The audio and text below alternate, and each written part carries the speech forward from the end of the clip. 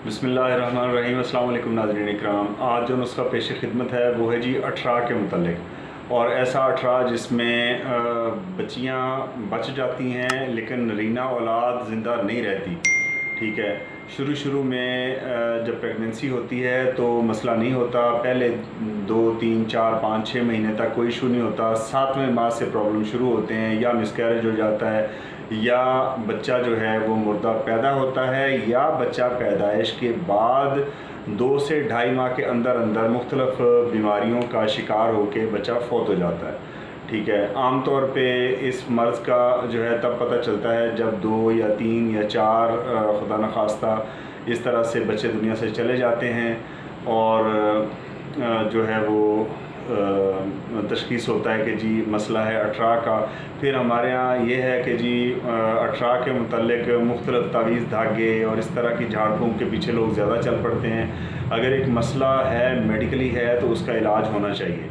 ठीक है, इसमें जैसे मैंने अर्ज़ किया है कि ऐसा अठरा कि जिसमें बच्चे न बचते हों, आम तौर पे ये इशू मर्द की तरफ से होता है। ऐसा मर्द सुज़ाक का मरीज़ रहा होता है शादी से पहले या शादी के बाद, उसको पेशाब की नाली की इन्फेक्शन का इशू रहा होता है पहले।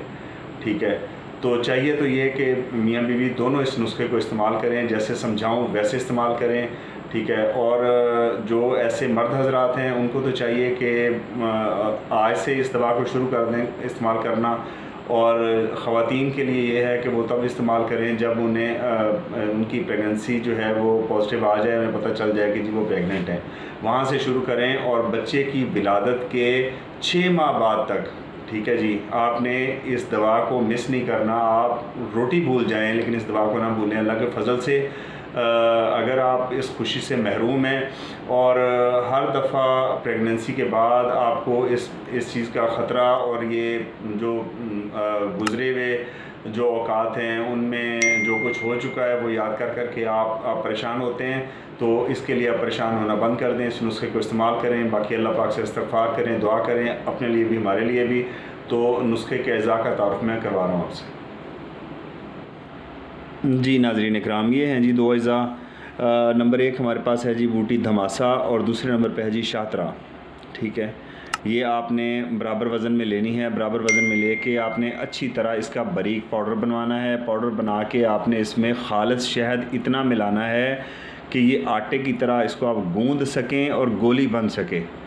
ठीक है जी, तो जब गोली बनने पे आ जाए आपको, आप बना के देख लें कि भाई अब गोली बन सकती है, तो बस इसमें मज़ीद शहद ना डालें, अच्छी तरह गूँध के इसकी आप गोलियां बना लें चने के बराबर। और एक गोली सुबह खाली पेट, जैसे मैंने जो अरसा बताया है उस अरसे के मुताबिक आप इसको इस्तेमाल करें। जी नाज़रीन, दवा के अज़ा का तारुफ़ हो गया, इसकी मिक़दार ख़ुराक हो गई, इसकी तरकीब तैयारी हो गई। और जैसे मैंने बताया है कि जो मर्द हजरात हैं, अगर उनको कभी सुज़ाक का मसला हुआ है, अगर कभी उनको पेशाब के साथ पीप या खून, या उनको पेशाब की नाली में ज़ख़म रहे हैं, तो फ़ौरन से पहले वो इस नुस्खे को बना के इस्तेमाल करना शुरू कर दें, ताकि उनमें से जो इन्फेक्शन है वो ख़त्म हो सके। और बाकी जैसे ख़वातीन हैं तो ख़वातीन अपनी प्रेगनेंसी के जैसे उन्हें पता चले, फ़ौरन से पहले वो दवा को बना के आप इस्तेमाल करना शुरू कर दें।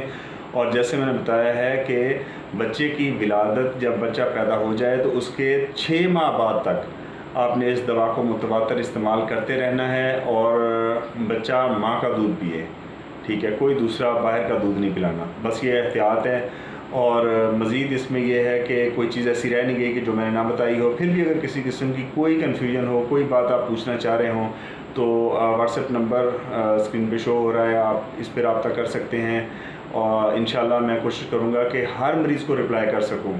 तो ये है कि जैसे आप बाकायदगी से इसको इस्तेमाल करते हैं तो इंशाल्लाह आपका ये देरीना मसला जो है वो इंशाल्लाह मुश्किल तौर पे हल हो जाएगा। तो मिलते हैं इंशाल्लाह नेक्स्ट वीडियो में। तब तक अपने गिरदोनवा में रहने वाले तमाम लोगों का और अपने चैनल का ख्याल रखें। अल्लाह हाफ़िज़।